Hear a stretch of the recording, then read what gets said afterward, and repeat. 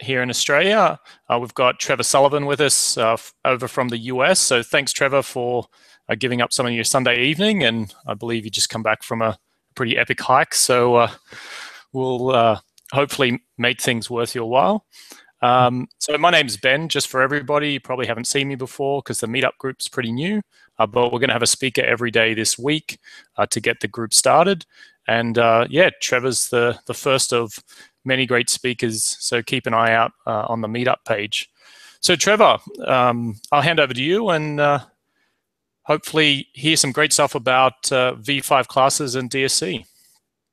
Yes. Hi, everybody. Hopefully around the world. I don't know how many viewers we've got tuned in. Do you have any idea of who we've got tuned in right now? Or yeah, we've got a couple right now already come in, so probably have a few stragglers. We've got about 20 confirmed for the event. Okay, cool. Well, hopefully we get some more people in here, and you know, wherever you are across the world, welcome to the first PowerShell week presentation put on by Ben Hodge. Thanks for having me on, Ben. We had a couple of scheduling issues. I was planning originally to do Wednesday, but we swapped each other, and so it's actually Sunday night here. It's 9 o'clock in the state of Colorado. So, but happy to be here. As Ben mentioned, I just got back from a pretty exhausting hike. My friend and I did some camping over the weekend, did probably about 12 miles. So if I seem a little off kilter tonight, forgive me in advance. But yeah, my name is Trevor Sullivan, a Microsoft MVP for Windows PowerShell automation for 2 years now. And I'm currently working as an independent consultant with the Microsoft Azure Public Cloud Platform and PowerShell automation. So, you know, tonight's presentation is really going to be about PowerShell v5 classes. It's a new feature that's been available since about September 2014. I think the September 2014 preview version of the Windows Management Framework core package included the initial support for classes. And since that time, the class support has been improved. And so we'll kind of take a look at how to take advantage of that and how script writing in the past may have differed from script writing in the future with version 5 now. So that's really going to be the scope of the discussion. If we have time towards the end, we'll also talk about how to use PowerShell v5 classes to author desired state configuration resources.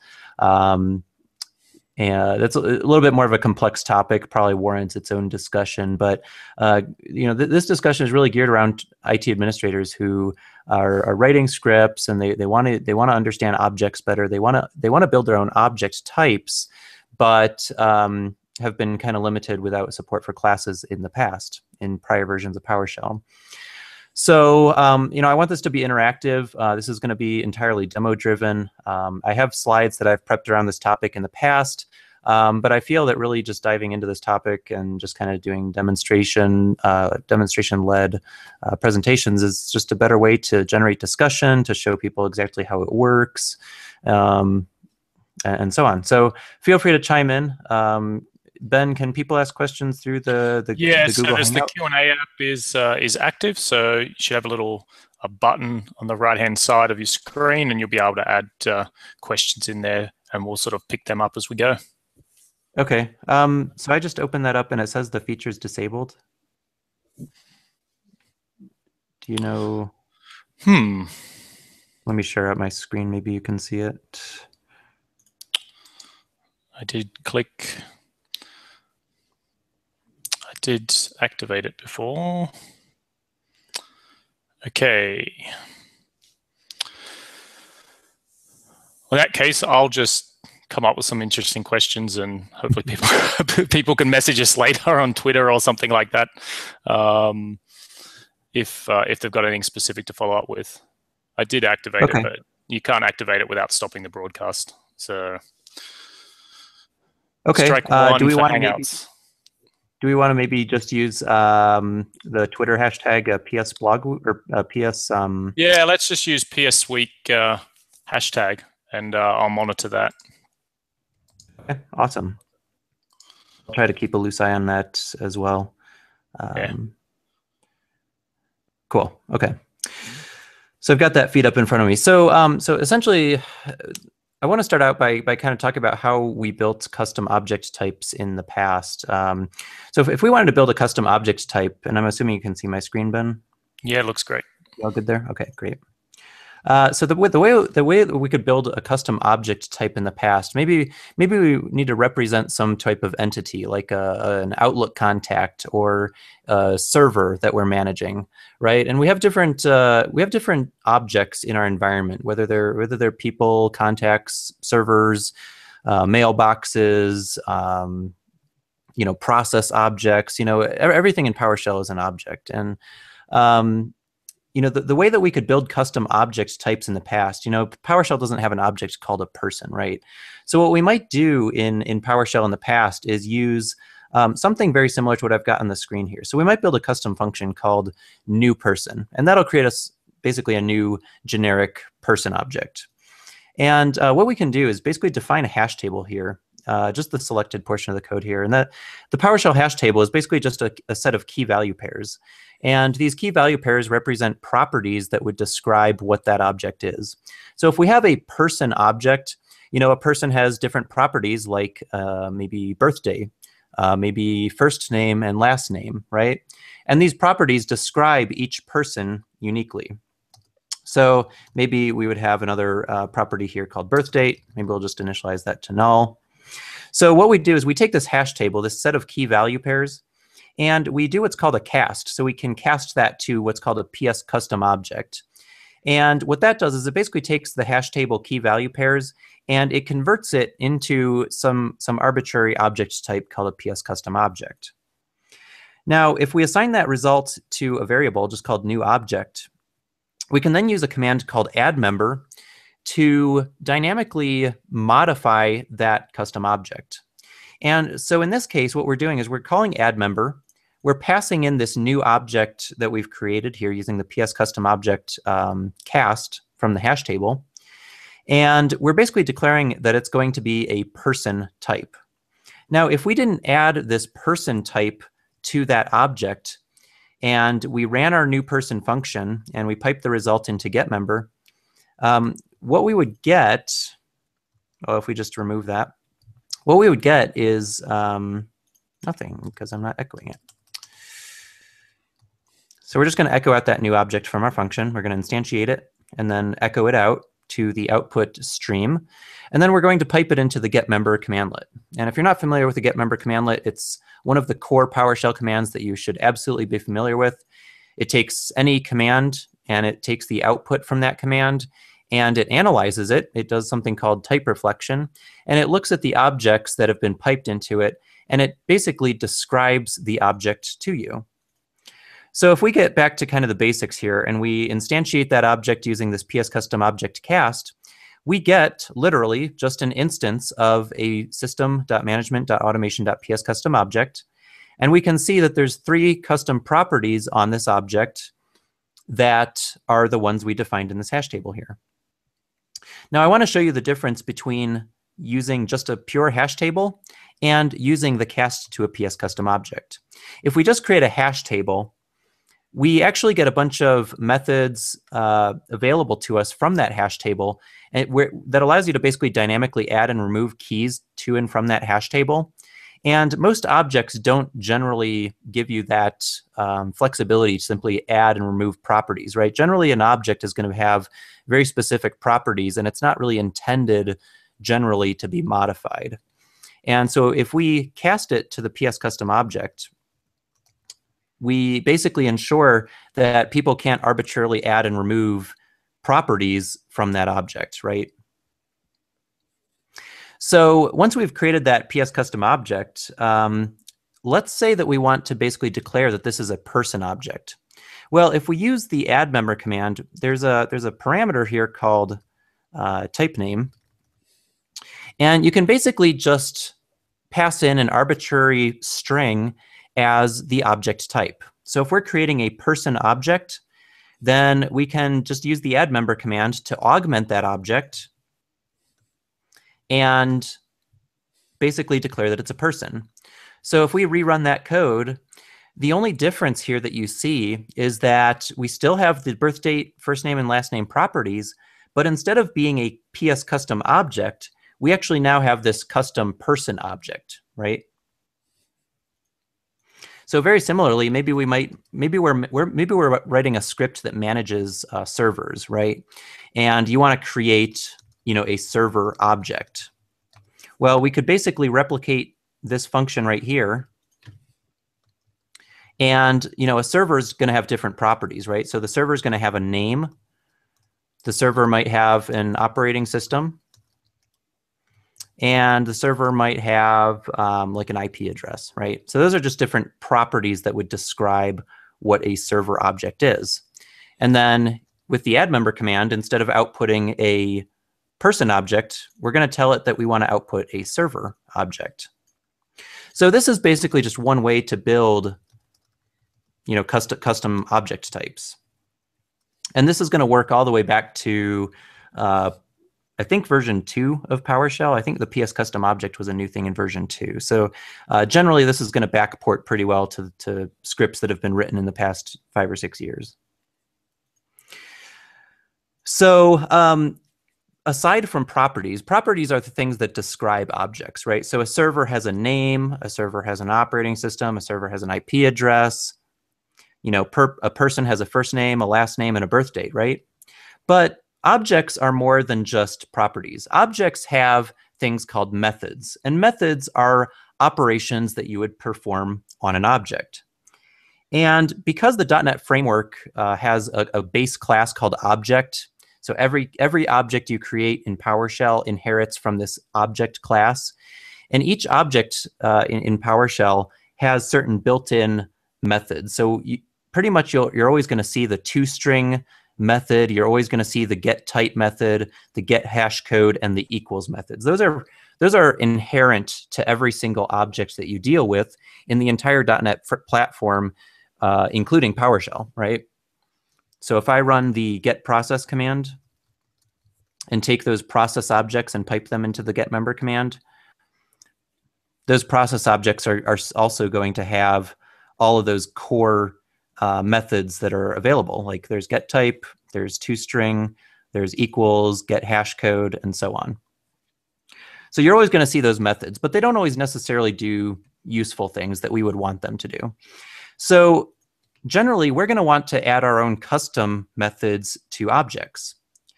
So a person might have, let's say that people have a property called hungry.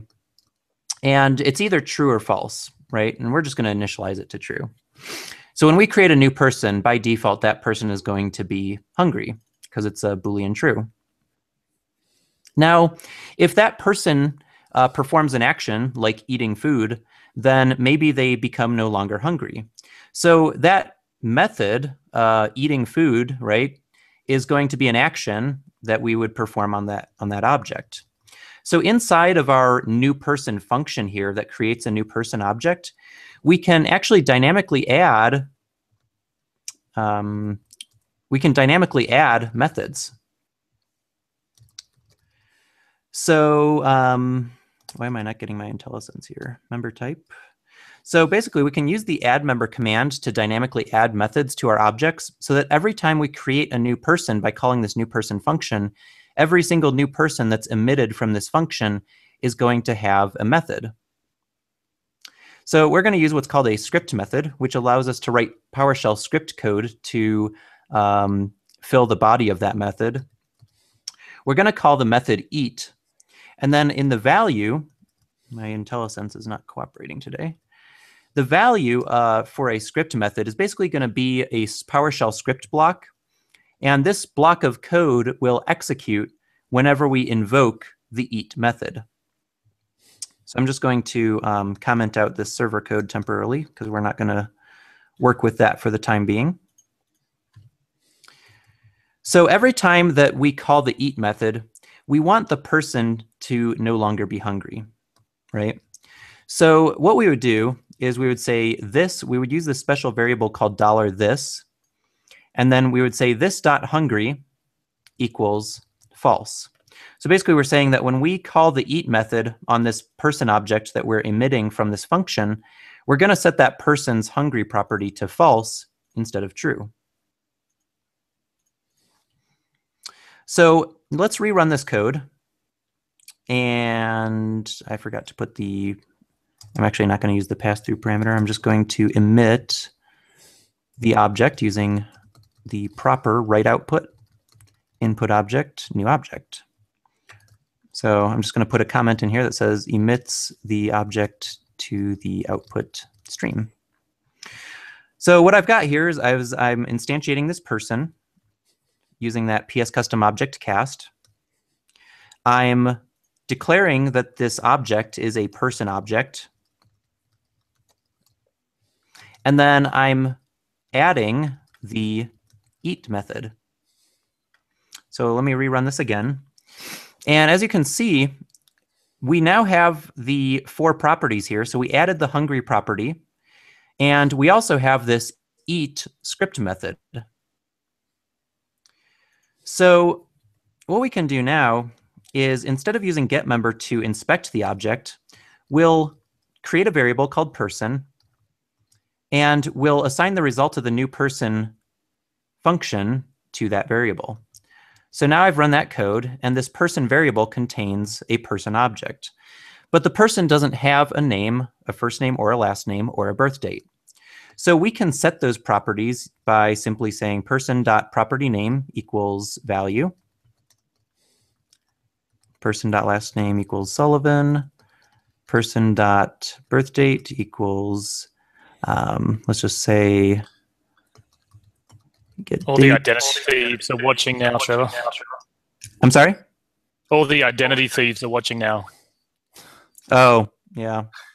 Well, they can have it. We're just going to say 2015-09-09. So I was born in the future. And then person.hungry is already being set. So by default, it's being set to true inside our new person function. So, I'm sorry. I should have done date that.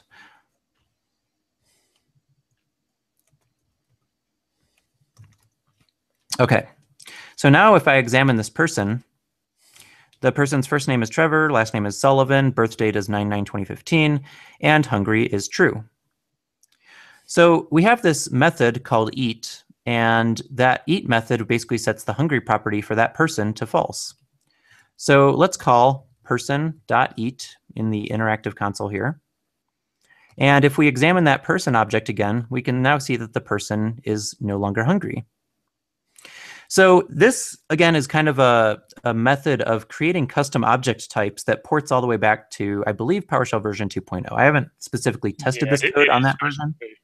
It is 2. It got extended in 3, but the PS custom object did exist in 2. Okay, perfect. Thank you for validating that. So if you're writing scripts that target older versions of PowerShell, this is still a valid way of accomplishing your goals. You can even accept input parameters into your methods. So if you want to say, let's see, maybe we'll do height. We'll add a height property to the person, and by default, the height is 100. And then maybe we add a grow method, and the person can grow a certain height. My IntelliSense really is not cooperating in the ISE tonight. So we'll say a new method called grow, and the value is going to be another script block, and say this dot height plus equals this dot. Actually, we need to add a parameter block here. So we're going to basically declare input parameters for our method, and we're going to add an integer and say amount to grow. And then we're going to, in the body of the script block, we're going to say this dot height plus equals amount to grow. So now, if we say person dot grow 10, and then emit the person to the output stream, you can see that we created a new person. We assigned the first name, we assigned the last name, we assigned the birth date, and then we call the grow method with an input parameter And the person grew from 100, which is the default. So every time we create a person, they're by default 100, I don't know, centimeters, whatever your measurement you want to make up. And then we add 10 to whatever that measurement is. And then we just emit the person to the console. And as you can see, that method took the input parameter successfully. Our person is still hungry, so we can just validate that that eat method still works by calling the eat method with no parameters, and then re-emit the object to the console. And the person is no longer hungry. Hungry is false. Ben, do we have any input or questions at this point? We don't have any that I can see. No one's tweeted to PS Week yet, so I think we're good at the moment. Yeah. Good deal. So this, again, just wanted to kind of demonstrate, this is the original way of doing things back in earlier versions of PowerShell. Now, up until recently, PowerShell did not support the notion of object classes. So what we can do is take all of this information that we've used to create an object, so methods and properties, and we can now define them inside of what's called a PowerShell class. So a PowerShell class is what I like to describe as a blueprint for an object. And an object can be any physical or virtual entity that you can think of. So for example, a table is an object, a chair is an object, a car is an object, a person is an object, a laptop is an object, pretty much anything that you can think of that's, again, physical or virtual, can be represented in an object-oriented format using object-oriented principles in software development terminology. And so a class definition is essentially a blueprint for what an object could look like if it existed, right? So if you build a car, you don't simply build a car. You engineer the plans for the car in advance, and you basically describe what that car would look like if it existed. But until you actually build the car, it doesn't exist. So what we're going to do is basically take this example that we just looked at where we built a person object, and we're going to incorporate this into a class that's self-contained. So rather than calling these separate commands where we create a PS custom object, and then we call a command to declare it as a person type, and then another command to create an eat method, and then another command to add a grow method, and then another command to emit that object, we're basically just going to declare the blueprint of the object, and then we will take a look at how to construct that object using a built-in method in the PowerShell language. So properties are described by using variables. So we can simply add a first name variable to the person class. We can add a last name property to the person class. And that's all we have to do, literally, to create this blueprint for a new person. So how do we create a person using this new class-based interface? And again, this is all new as of PowerShell version 5. So if you're running Windows 10 RTM, you will have this functionality available. If you're running Windows 8.1 or Windows 7, you want to make sure that you install the Windows Management Framework Core, the April 2015 preview, which, as of my knowledge, which isn't always up to date to the latest minute, but the WMF April 2015 preview is the latest PowerShell version for Windows 7 and Windows 8.1. So if you are running down-level operating systems, make sure that you upgrade in order to obtain this new class-based functionality. So when we declare an object class, we can reference that class by using square brackets and putting the class name inside the square brackets. Now in PowerShell version 5 classes, when you create a class in PowerShell terminology, you're using PowerShell syntax rather. Sorry, again, I'm kind of off kilter tonight. We automatically get this method, a static method called new. And if you're familiar with static methods in PowerShell, you reference them by using a double semicolon. So directly following the class in square brackets, we put a double semicolon, And then, as you can see, the IntelliSense is actually giving us this new method. So what's going to happen is it's going to construct a new object, a new person object, and it's going to emit that to the output stream in PowerShell. So if we want to capture that into a variable, we can simply assign the result of this new constructor method to a variable. In this case, we're going to call it person, or let's call it my person.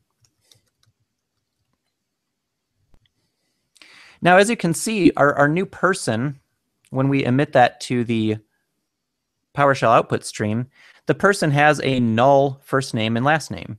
So even though there's blank space there, there's actually a null value being represented there, which basically means it's void, right? It doesn't have a value.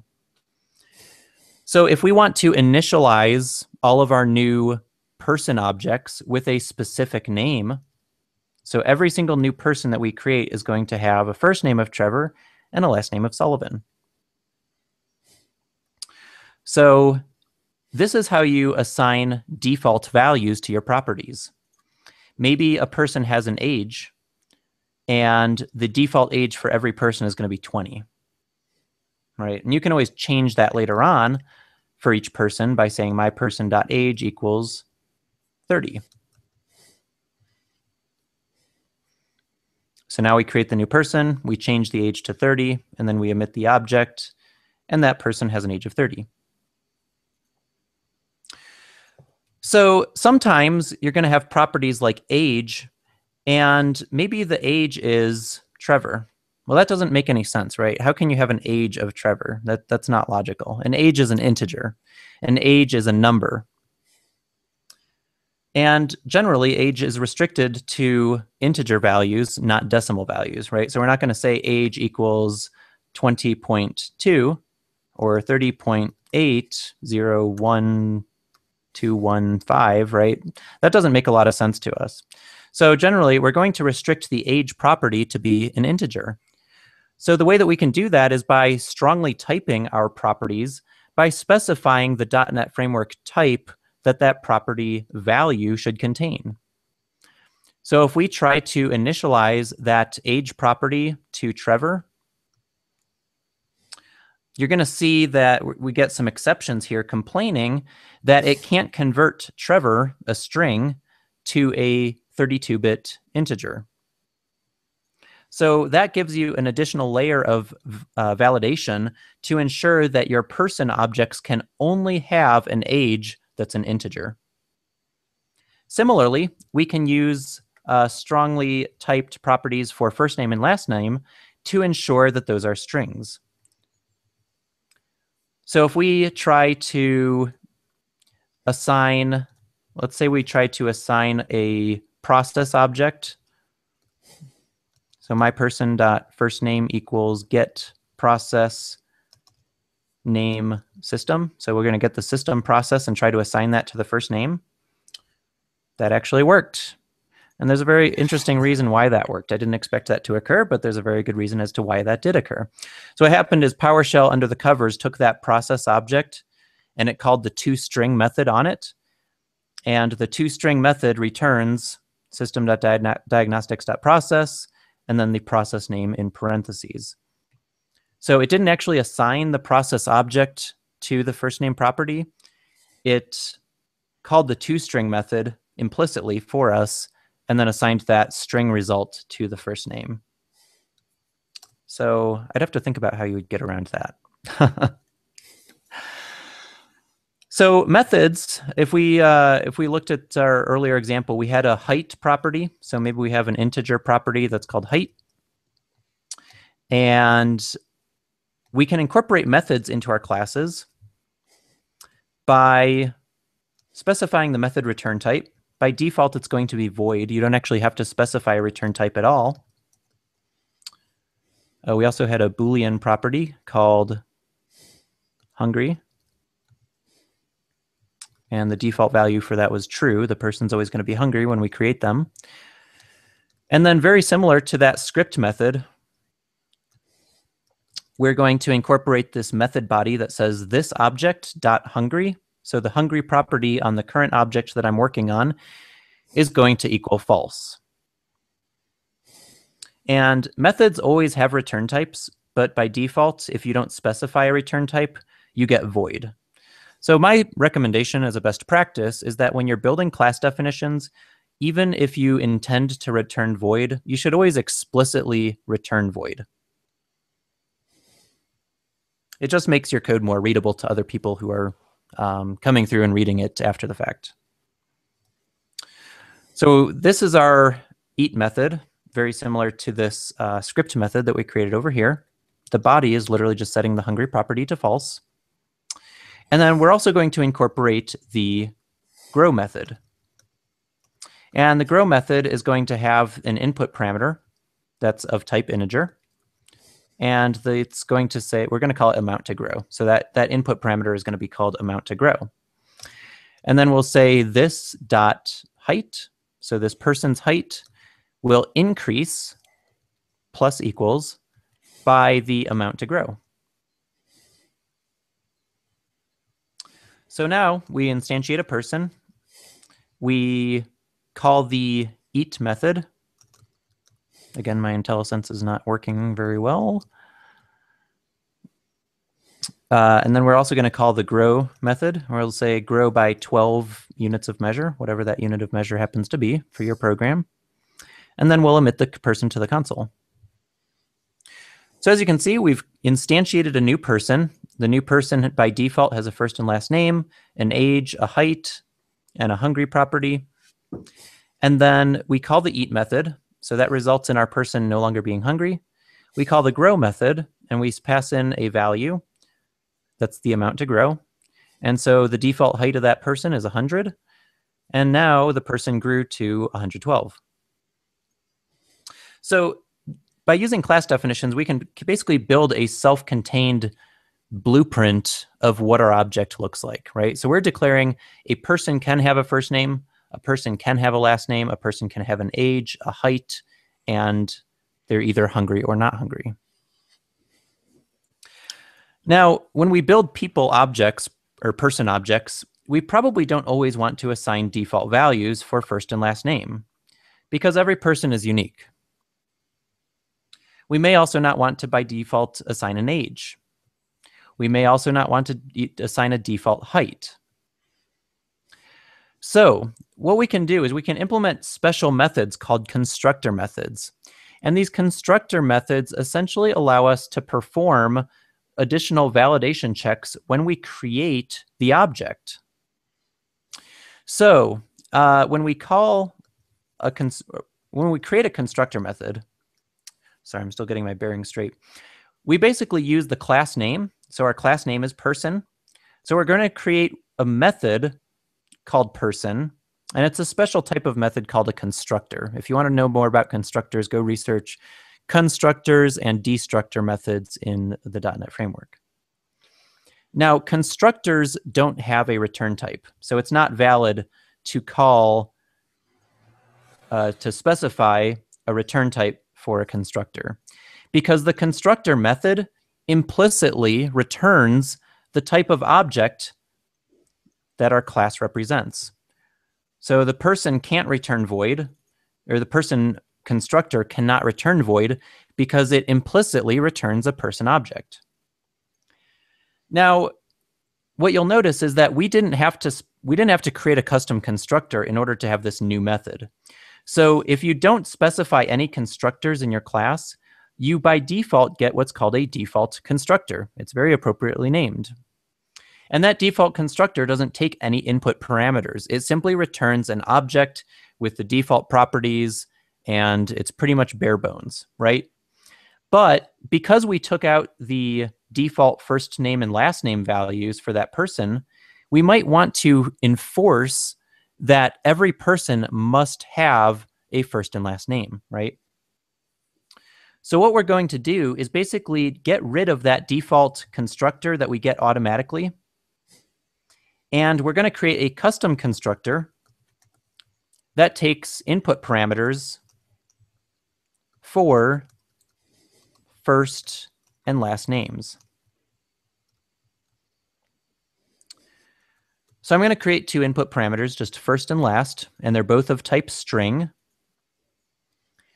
And I'm going to, inside the body of this constructor method, I'm going to set the person's first name and last name properties to the values that were passed in as input parameters to the constructor. So now if we try to run this code, watch what happens. We're going to get an exception. And the exception says it cannot find an overload for the new method, and the argument count is 0. So what it's complaining about down here on line number 23 is that we're calling this default constructor with no parameters. That's the definition of a default constructor, is that it has no parameters. And because we've created a custom constructor in our class definition, that default constructor has disappeared. If you want to have that default constructor back, you can put it back in place. But as soon as you build a custom constructor, the default constructor that's given to you automatically will disappear. And this is actually a good thing, because we don't want people to be able to create new person objects without specifying a first and last name. So we actually want this error or this exception to occur when somebody tries to call new with no parameters, right? So the way to fix this is to pass in the required or the mandatory input parameters for our constructor method. So in this case, we're going to pass in the first parameter is Ben, and the second parameter is Hodge. So the first parameter is first name, second parameter is last name, and the result of that is going to look like the following. So the person's first name is Ben, last name is Hodge, and the age and height initialized to 0 because they are integers, and the default initialized value for a 32-bit integer is 0. And so we can now call those methods like myperson.eat. And we can see that that worked. The person's no longer hungry. myperson.grow to 100. And the height is now 100. So what we've done here is we've incorporated this custom constructor, which is very similar to a method, but it's a special type called the constructor. And we've basically enforced that you must pass in a first and last name. Now, this presents a couple of problems. What if our user passes in a first name of B and a last name of H? Well, we don't want people to be able to have single character names. I don't know anybody with a single character name. If they exist, I apologize in advance. But generally, we're going to want to make sure that the first and last name always have at least 2 characters. So we can actually add what's called validation parameters to our properties. So if you're familiar with PowerShell functions, which have existed for a very long time, we can, inside of our input parameter block, use what are called parameter validation attributes. So let's say I have an input parameter of amount to grow on my custom function. Well, I can add a validation parameter like validate range, and I can say the amount to grow must be between 5 and 100. So if I try to call this test method and pass in a value of 2 to the amount to grow, we get an exception saying that this parameter value did not validate against the required validation attributes. So what's really cool about PowerShell classes is that we can use these validation attributes to validate our properties. So when somebody tries to change a property value to a particular value, we can basically check that value and say, hey, does this value match our expected input? And if it does, it'll go ahead and work. If it doesn't match, then it'll fail. It'll throw an exception. So in this case, I'm just going to use a regular expression. And there's a parameter attribute out there called validate pattern. And you can pass in a regular expression. And what I'm going to do is just do a really stupidly simple regex, which is period, which represents any character. And then I'm going to pass in the length requirement and say basically anywhere from 2 to 20 characters. So the first name must be 2 to 20 characters. So if I try to instantiate a new person with a first name of B, look what happens. We get an exception saying that the first name could not be set because B does not match the regular expression pattern.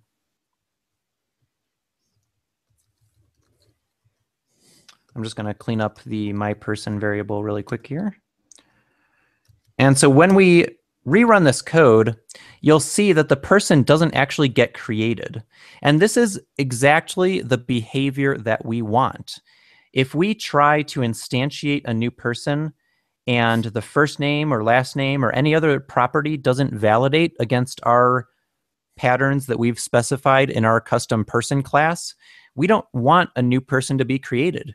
We want the user of our class to specify a value that's valid. So if we just change that first name to Ben, and then we reapply that pattern to our last name, we're still going to get an exception. Now it's complaining that the H does not match the pattern. So now we're going to fix that and specify the person's full last name, rerun the code, and now it works. Similarly, we can validate our height property. So let's use validate range for this and say the person's height must be between 50 and 300. So now if we try to set that person's height to 10 equals 10,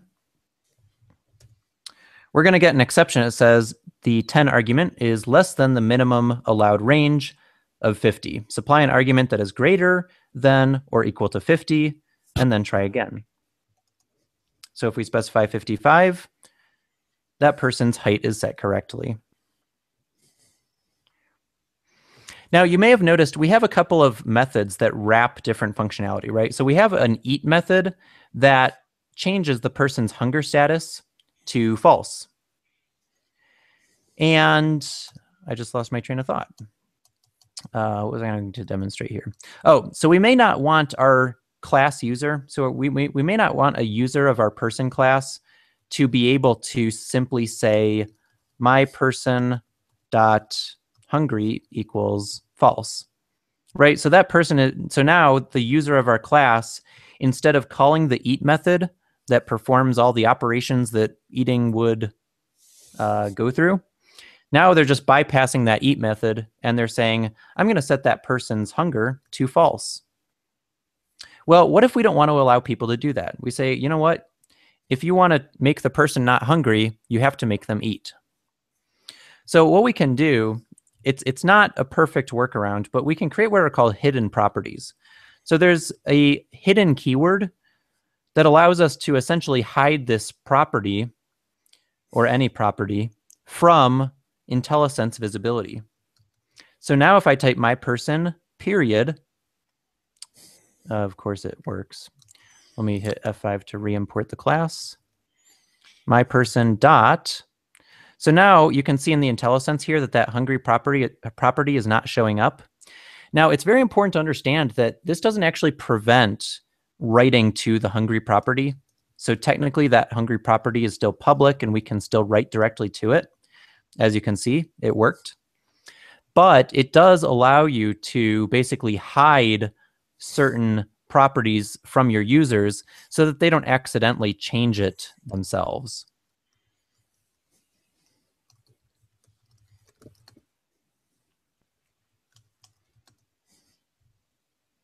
Interesting. It's also hiding it from the object itself. I wonder if that's a bug. Because you should still be able to see it on the resulting object. You just shouldn't be able to set it. What happens if you call it directly? Like this? Yeah, but don't set an attribute, just call it in the console.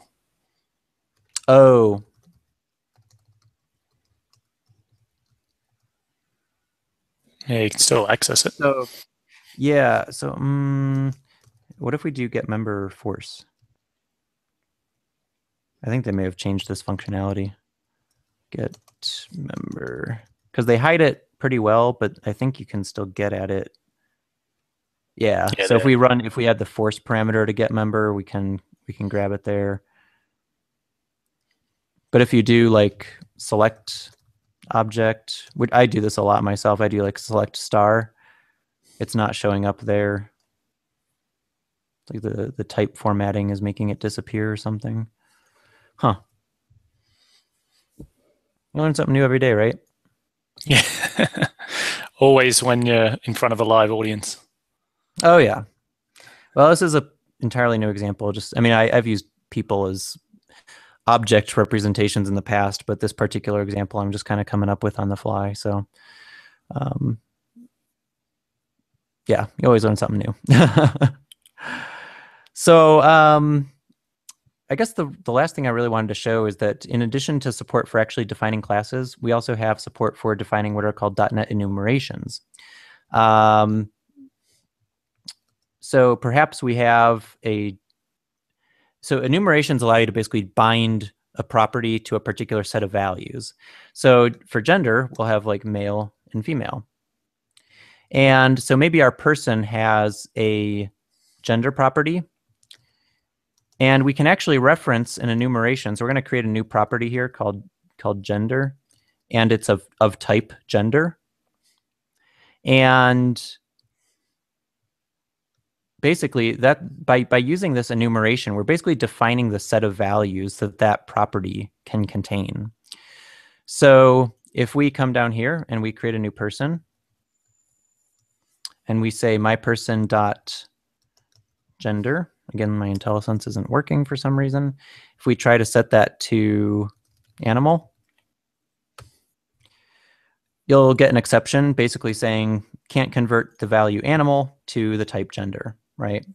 So because animal doesn't appear in this list, we can't set it. But once we add it to the enumeration, we can. So enumerations are pretty straightforward. It's basically just a method of allowing you to bind a property to a specific set of predefined values. These values can't be dynamic, so I can't say like male plus test and male plus blah. We can't assign dynamic values to enumeration values. So they have to be hard-coded. They have to be predefined values. So that's pretty much what I have as far as classes go. I guess the one other thing we didn't really talk about was method return values. So we can return values from methods. So if we have a method called let's say get height. Void. Do what? Get height. Oh, get height. Oh, yeah, good idea. So we'll create an integer return value. So we're going to get the height of the person. And again, this would be a good way to encapsulate functionality, like Ben was saying. Instead of directly exposing the height as a public property, we'll basically make it this hidden property. So that's going to help hide it from our users. It's not going to prevent them from setting it, but it'll help to hide it. And then basically this method is simply going to return the person's height. And if we try to return, let's say, a system.diagnostics.process object from this, let's see, my person dot get height. Now we're going to get an exception. So we instantiate a new person, right? And the new person's height, because it's an integer, by default is 0, right? So when we instantiate the person, we're not actually going through the validation process. So if we tried to set the person's height after the fact, this validate range attribute would take effect. But because we're just initializing a new integer, the default value is just 0, right? And that's not getting validated. So when we try to return a value from our method, the return value in the return statement must match the type that we are returning in our method declaration. So we're telling this getHeight method that we're going to return a process object, right, that represents a running process on a system. Well, the person's height of 0 can't be converted to a process object, right? It doesn't make sense to take a 0 and convert that to a process, right? You know, do I get a process with a name of 0.exe? Do I get a process with the ID, process ID of 0? You know, how do you logically take a 0 and convert it to a process? Well, you can't. And that's why we're getting an exception.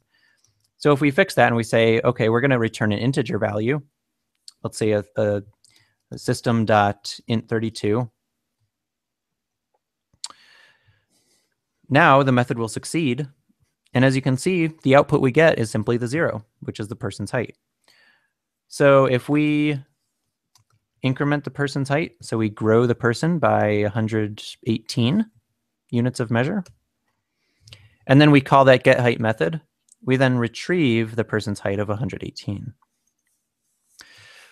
So, I mean, again, this is just kind of a high-level overview of how to build a blueprint for your objects. And when you think of objects, don't get intimidated. An object is pretty much any manageable entity that you can think of, whether it's an exchange mailbox, whether it's a person, whether it's an office building, whether it's a power outlet. I mean, it could literally be anything. And you literally just, when you're building these object definitions in PowerShell, you have to think about, you know, what describes this object? Like, take a light bulb, for example. A light bulb has a type, right? Is it incandescent? Is it halogen?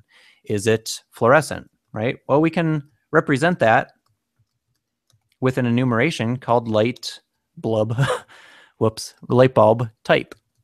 And we can say, well, the following types of light bulbs are valid: incandescent,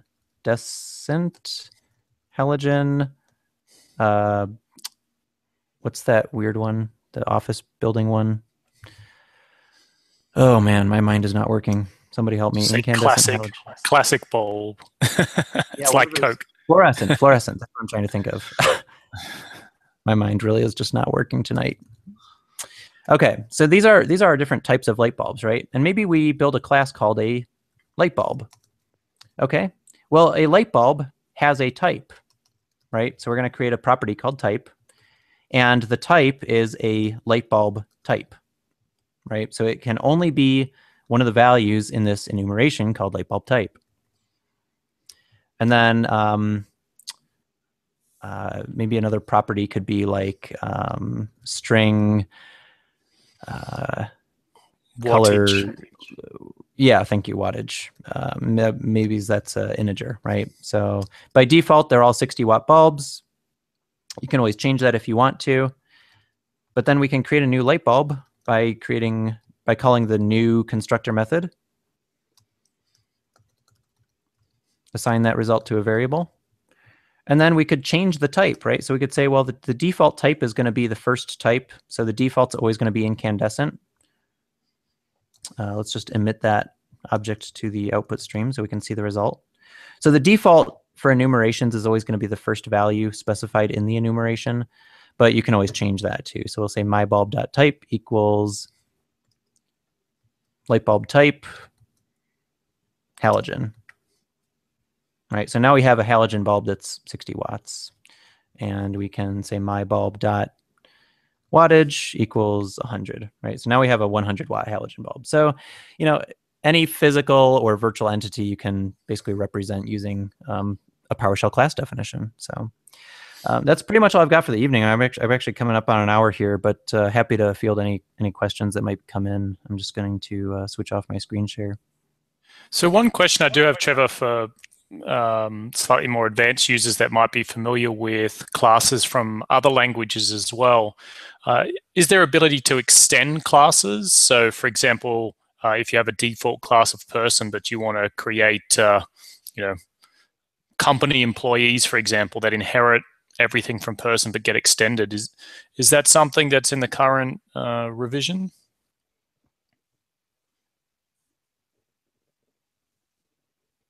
Sorry, we can't hear you there, Trevor. You're on mute. Yeah, sorry. So we can extend classes by using the add member command. So very similar to that initial command where we that initial example where we built a person by augmenting it from the ground up using the add member command. We can use that same command to extend our classes as well. So once we build a light bulb, we can use the add member command to add additional properties. Okay, but not in a further class definition. So we can't state when we're defining a class that it inherits from an existing class. It's basically from the ground up. Yes, we didn't touch on inheritance and a couple of other topics that I probably should have touched on as well. That's all right. It was more an intro, but just people know it's there if they need it. Yeah, I needed probably a step-by-step list to go through. But yeah, class inheritance is supported, so we can. The schedule's already building. Yeah. So what Ben's referring to is class inheritance, and basically what we can do is build, top level objects like maybe a building, right? So a house is a building. An office building is also a building, but both buildings may share certain common properties like an address, right? An office building has an address, and a house also has an address. So we can build this abstract base class called a building, and the building just has an address property. And then a house would inherit from building. And so without adding any additional functionality to that house class, the house could become a building. So it's a house, but it's also a building. And then similarly, an office building could also inherit from building. So an office building is an office building, and it's also a building. A house is a house, but it's also a building as well. And so then what we can do is anytime that we're building our software, we can pass around buildings as arbitrary types, right? So whether we're dealing with an office building or a house doesn't really matter, because all office buildings and all houses have addresses, right? So if we reference an address property, we don't really care what specific type of building it is. We just care that it's a type of building of some sort. So yeah, class inheritance is supported in PowerShell. Okay, great.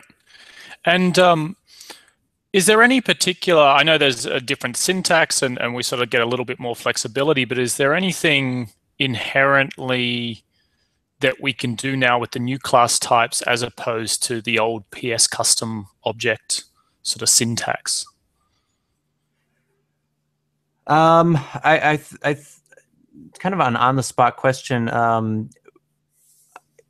Initially, off the top of my head, my main thought is that the most functionality you're going to gain from using PowerShell classes over the traditional method of building objects is number one, it's all encapsulated, right? So everything inside that class definition defines what that object is. So it's when you're writing code, it's a lot easier to just work with that versus kind of these dynamic objects that could change over time. But I think the biggest thing is probably the validation. So like property validation. So when you set a property, you can validate it, make sure that that property value matches a particular range using regular expressions or the validate range validation attribute or any of the other validation attributes that are available. Actually, I've noticed that the validate script attribute doesn't seem to work properly for some reason. I'm not exactly sure why that is, but it probably has to do with the fact that it's running dynamic code behind the scenes. But anyways, I think probably the property validation is going to be one of the big benefits of using class definitions. You can have a lot more confidence when you're passing it along the pipeline or something like that it's going to do what you expect. Yeah. Okay, that's great. Yeah, I mean, definitely, anyone that's familiar with things like Python and that, I'm sure are going to jump straight into it. So it's definitely good to have it there in a standard format and something that everybody's used to. I've already started converting some of my scripts to use more objects. Awesome. Yeah, I mean, it's once you get in the habit of thinking in terms of objects, I mean, just life just gets so much easier. Yeah. I mean, everything is an object. I mean, first of all, everything in PowerShell is an object from the beginning. That should be one of the first things you learn about PowerShell, is that everything is an object, right? We're not just dealing with strings. We're not just parsing strings and outputting strings. We're parsing and outputting objects. Parsing objects is kind of a not a good way to describe it, but we're handling objects, right? We're saying, I expect you to input this type of object, and here's what type of object I expect to output. So it's in software development terms, you could kind of think of it like a contract, right? So you're saying, I'm contracting with you that you will input a person object, and I will output some other type of object. So it just makes, when you're coding, it just makes validation so much easier. You say, well, if I don't get back this type of object, then clearly the command's not working correctly, or maybe it'll throw an exception and it makes internally. it easy building up your modules as well, building up custom modules and things like that. All right, well, one thing I will point out, though, actually, you bring up a good point, is authoring modules. And when you're authoring modules, you can't, as of today, export class definitions from a module, which I kind of wish existed. In fact, I've prodded at the PowerShell core team about having that functionality. So if I have a class, like a module, and I define a class called person inside that module, I want to be able to export that class so that other people can use my class, right? Kind of like a .NET class library. So unfortunately, that functionality doesn't exist. If you write a class definition inside of a script module, so like you have a PSM1 file that just represents a script module, and you declare a class inside of that, that class will be hidden to the scope of that module. So only code that runs inside that module will have that class be visible to them. Okay, so you'd have to create, for example, a new myObject function that actually output an instantiation of that class to get it available in another script. Correct. Oh, yeah. That's interesting, because that's something that I probably wouldn't have expected. Just probably save me and hopefully some other people a bit of troubleshooting to just know not to expect that behavior. It might be trying to just keep the namespace clean or something like that. I don't know, but okay. I have no idea. I would love for that functionality to exist. I would love it for. So one of the things that we didn't really have time to talk about tonight, just due to the scope of the discussion, is authoring desired state configuration classes, or authoring desired state configuration resources as part of a class. Using a PowerShell class to define a DSC resource, which is possible now. Unfortunately, so what you can do, you can export DSC resources that are defined as classes, but if you just build an arbitrary class that does not pertain to desired state configuration, then that is not exportable. Yeah. So it's complicated. Specific to the DSC definitions rather than just general modules, right? So if you're working with DSC, then you can export your resources using classes. If you're authoring arbitrary object types, you cannot export them. And you would need to, as Ben suggested, you can wrap a function around that class that's inside the module scope, and then use that function to instantiate the new object. But then there's a lot of duplication involved there, because when now your wrapper function has to do all the parameter validation that you're almost back at the PS custom object, basically. Yeah. You're pretty much back there, right? Yeah. So there's definitely some enhancements to be made there. Yeah, that's interesting, because classes, generally things you use a lot. That's why you go to the point of defining them so that you can export them and use them quite often. It's not something that you're probably going to do just for a one-liner, but more in modules and long-term projects. So anyway, hopefully they'll bring that in some new updates. We'll start a petition. Yeah, we should probably start some Connect feedback. I don't know if I've already filed that or not. I can't keep track of all the bugs I've been filing. So, no, it was great. Thanks, Trevor. Learned a lot. And for everyone listening, we're over 50% registration for the PS conference in Singapore in September as well. So if you're planning to get to that, make sure you go and buy your tickets at PowerShell.asia as soon as possible. Trevor, I don't think we're going to see you there this year, but hopefully next time. I don't believe so. Hopefully next time. Next time. Excellent. Yeah, I'm going to be over, Matt and I are going to be over in Vegas at the end of this month for the DSC boot camp with Don Jones. So I'll definitely be putting classes to work there, I think. Awesome. Yeah, actually, so we didn't really get a chance to talk about inheritance and whatnot, but if people are interested, you can go out to channel9.msdn.com. I've actually got some videos that talk about PowerShell classes. So if you go to channel9.msdn.com/blogs/ I think it's Trevor-PowerShell. No, actually, that's my new location. If we go to channel9.msdn.com/ tweet it out under hashtag PS Week. Hashtag PS Week, tweet it out for everybody to follow up, and I'll retweet it too so they can check it out in more detail if they want to see some specifics around DSC. Yeah, well, not so much specifically around DSC, but more like the inheritance and like invoking base class methods. There's a separate video on that. So, but there's a 6-video series on PowerShell classes, and it's kind of broken up into little chunks, bite-sized chunks. So hopefully people can benefit from that. And excellent. Thanks for your time. No worries, Trevor. Thanks again for giving us your Sunday evening, and yeah, we'll talk to you again soon. All right. Cheers. Good night. Or good day. See you.